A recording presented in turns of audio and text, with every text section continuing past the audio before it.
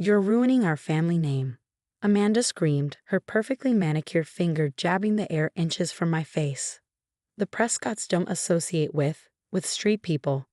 Her voice dripped with disgust as she paced our living room in her designer heels. I stood my ground, though my hands were shaking. They're human beings who need help, Amanda.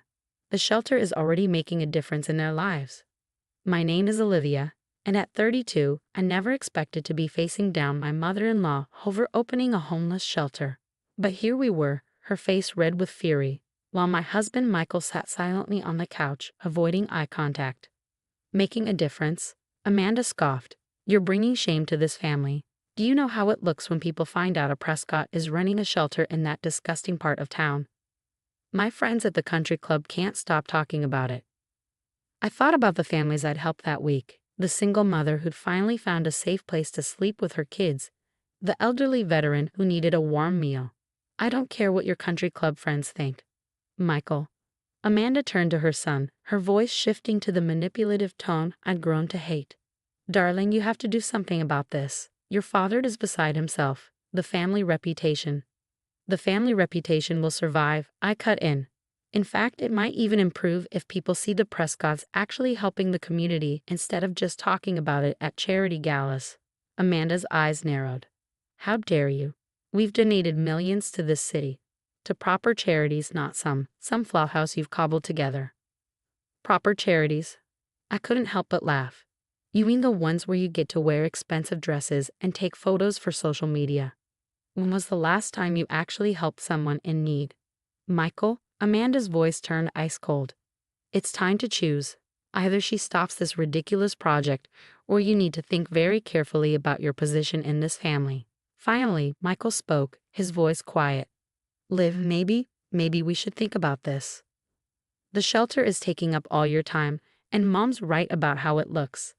I stared at him, this man I'd loved for 10 years, feeling something break inside me. How it looks, that's what you're worried about.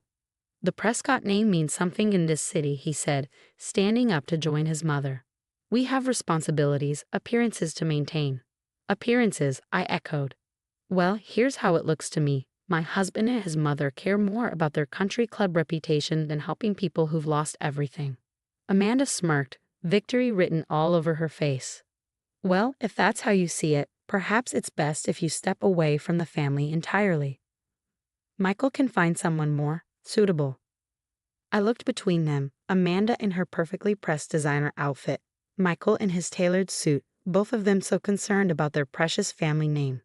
10 years of marriage, and I finally saw them clearly. You know what? You're right. I pulled off my wedding ring, the massive diamond that Amanda had insisted was appropriate for a Prescott wife. I will step away, but the shelter stays open. You can't, Amanda started, but I cut her off. I can, and I will. The shelter is in my name, funded by my inheritance from my grandmother. You have no say in it. Michael stepped forward, looking uncertain for the first time. Liv, don't be dramatic. We can talk about this. There's nothing to talk about, I said, placing the ring on the coffee table. Your mother's right. I'm not suitable for this family, and I'm starting to think this family isn't suitable for me. I walked out of that house with nothing but my car keys and my dignity. Behind me, I could hear Amanda's triumphant voice. Finally. Now we can find you someone appropriate, darling. That night, I slept in my office at the shelter, listening to the rain against the windows. Tears came, of course. 10 years of marriage doesn't end without pain. But mixed with the grief was something unexpected, relief. The next morning, I threw myself into work. The shelter needed expanding, and now I had nothing holding me back. No more fancy dinners to attend, no more disapproving looks from Amanda, no more compromising my values to maintain appearances. I didn't know it then, but walking away from the Prescott name would turn out to be the best decision I ever made. And 5 years later, when Amanda showed up at my shelter's door, she wouldn't even recognize the strong, independent woman her former daughter-in-law had become. But that night, curled up on my office couch, all I knew was that I'd chosen my path. The Prescott family name might mean everything in their world, but in mine, the only name that mattered was the one on the shelter's sign, Haven House, where everyone belongs. Little did Amanda know, her precious family reputation would soon mean nothing at all. 5 years passed in a blur of growth and change. Haven House expanded from a single shelter to 3 locations across the city, each offering not just beds but job training, medical care, and education programs. I barely thought about my old life anymore. The country club parties and designer clothes seemed like scenes from someone else's story. Until one rainy Tuesday evening in October. I was doing my usual evening rounds at our newest location when Maria, one of our staff members, caught my attention. "Liv, there's someone you should see. A woman's been sleeping in her car behind the building for 3 nights. She won't come in, says she's just resting." I grabbed an umbrella and headed out to the parking lot. In the dim light, I could make out a luxury car, a Mercedes, but an older model, clearly not maintained recently. Through the foggy windows, I could see someone huddled in the back seat. I knocked gently on the window. "Ma'am, would you like to come inside? We have warm beds and hot food." The window rolled down just a crack, and a familiar voice replied, "I'm fine. Just resting." My heart stopped. Even exhausted and afraid, I'd recognize that voice anywhere. Amanda Prescott, my former mother-in-law, was sleeping in her car behind my homeless shelter. She didn't recognize me in the dark, wearing my casual clothes and rain jacket, so different from the polished daughter-in-law she'd known. I took a deep breath, steadying myself. "It's not safe to sleep in your car," I said gently. "We have private rooms available. No questions asked." The window rolled down further, and I could see her clearly now. Amanda's perfectly dyed hair was growing out, showing gray roots. Her designer outfit was wrinkled and worn. But it was her eyes that struck me. The proud, judgmental woman I'd known was gone, replaced by someone scared and desperate. I couldn't possibly," she whispered. I'm not homeless. I'm just having a temporary setback." I bit back the urge to remind her of her own words from years ago about street people. Instead, I said, "Many of our guests are experiencing temporary setbacks. There's no shame in accepting help." Thunder rolled overhead, and rain began falling harder. Amanda jumped at the sound, looking more vulnerable than I'd ever seen her. "Perhaps just for tonight," she conceded. I helped her gather her belongings, a single suitcase and a designer handbag that had seen better days. As we walked inside, I noticed her limping slightly in her expensive but impractical shoes. Maria met us at the door with warm towels and a sympathetic smile.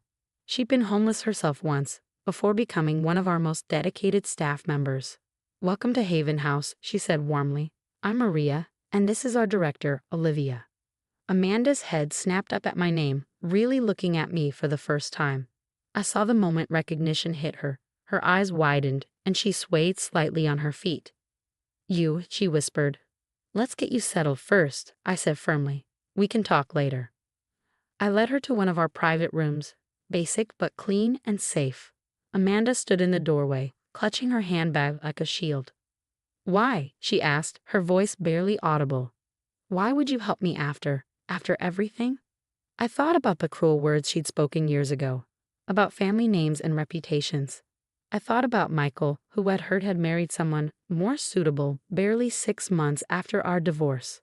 "Because everyone deserves help," I said simply, "even people who once refused to give it to others." Tears filled her eyes, but she blinked them back. "Some habits die hard. I suppose Prescotts don't cry in public." "The family," she started, then stopped, swallowing hard. "Things change after the scandal. The investments, the properties, it's all gone. Michael moved to Europe with his new wife. I tried staying with friends, but you don't have to explain," I interrupted gently. "Get some rest. We'll talk more tomorrow." As I turned to leave, her voice stopped me. "Olivia, I was wrong. About everything. I see that now." I nodded, not trusting myself to speak. 5 years ago, I would have given anything to hear those words. Now, they were just sad. Back in my office, I looked up the scandal she'd mentioned. The headlines told the story. "Prescott Empire crumbles under federal investigation." The family's centuries-old wealth, it seemed to have been built on fraud and tax evasion. When it all came crashing down, the precious family name became worthless overnight. I thought about karma, about justice, about the strange ways life comes full circle.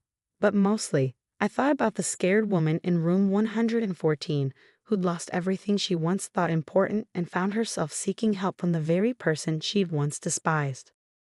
Tomorrow, I'd offer her the same things we offered all our guests: support, resources, a chance to rebuild. Not because she deserved it more than others, but because she deserved it just as much. After all, Heaven House was where everyone belongs, even former mothers-in-law who needed to learn that lesson the hard way. The next morning, I saw Amanda sitting alone in the dining room, looking into her coffee. She was trying to stay strong. Her hair was neatly combed, her clothes tidy, but she couldn't hide the sadness in her eyes. "Good morning," I said as I sat across from her. "Did you sleep okay?" She gave a short nod. The room was fine. Then she added quietly, "Thank you." "Do you want to talk about why you're here?" I asked gently. Amanda held her coffee cup tightly. "After the scandal, everything fell apart. Our bank accounts were frozen. The houses were taken. Michael," she paused, swallowing hard, "said he couldn't help. His new wife's lifestyle, you know." I felt a strange mix of emotions. Amanda Prescott, once proud and powerful, was now here, in a place she used to look down on. "What about your friends from the country club?" I asked. She gave a bitter smile. "They all disappeared. Said they were too busy or their guest rooms were being renovated." She gave a dry laugh. The same excuses I used to give others. I looked at her, remembering how she once judged people like me. Life has a way of teaching us empathy. "You must be enjoying this," she said softly. "I'm really not," I told her. "What I enjoy is helping people rebuild their lives. That's what we do here. And if you're ready, we can help you too." For the first time, she looked at me not as her former daughter-in-law, but as someone who might actually help. "I don't know how," she said. "I don't really have any skills. The only thing I was ever good at was being a Prescott." "Then it's time to learn who Amanda is without the Prescott name," I said, opening a folder. "We have training programs, classes about money, housing support. Where would you like to start?" Over the next few months, Amanda began to change. It wasn't easy. She struggled with computers, got frustrated during job training, and didn't like sharing a bathroom. But she didn't give up. The big change came during our holiday dinner program.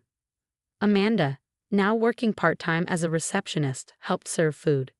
I watched her smile at people, talk with them, learn their names. "They're just people," she told me later, amazed. All this time I thought, but they're just people who need help. "That's what I tried to tell you 5 years ago," I said. She looked down. "I was so wrong, Olivia. About everything. About you. I treated you terribly. The past is past," I said.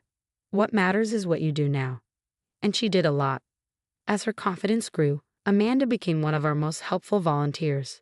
She used her event planning skills to organize donations and used her social contacts to bring in support. One year after arriving at Haven House, Amanda moved into her own small apartment. It wasn't a mansion, but she looked truly happy there. On her last night at the shelter, she gave me an envelope. Inside was a letter to the board, praising Haven House. She signed it with her maiden name. "I'm not a Prescott anymore," she said. "I'm just Amanda Turner now, and I'm finally okay with that." I smiled, thinking of my own journey. Sometimes we have to lose everything to discover who we really are. "You always knew who you were," she said softly. "I'm sorry I didn't see it before." Now, Amanda runs our volunteer program. She tells her story to people who never thought homelessness could happen to them. She especially connects with those who once had wealth and now feel ashamed. Michael called once, years later. He had heard his mother was working at a homeless shelter and couldn't believe it. I think he came expecting to see her sad and broken. Instead, he saw her leading a volunteer meeting, full of energy and purpose. "She seems different," he said. "She is different," I replied. He left without talking to her. When I told Amanda, she wasn't surprised. "The Michael I raised wouldn't understand who I've become," she said. "Maybe that's my biggest failure as a mother and my best chance to do better now." Sometimes at night, I think about the day Amanda first came to Haven House. We've both come so far. Me, from a daughter-in-law who just wanted approval. Her, from a woman who cared more about image than people. Haven House has grown too. We now have 5 locations, each helping different groups. Amanda's story even inspired a program just for older women facing sudden homelessness. Where everyone belongs isn't just our motto anymore. It's something we both believe deep in our hearts. Even a Prescott. Especially a Prescott.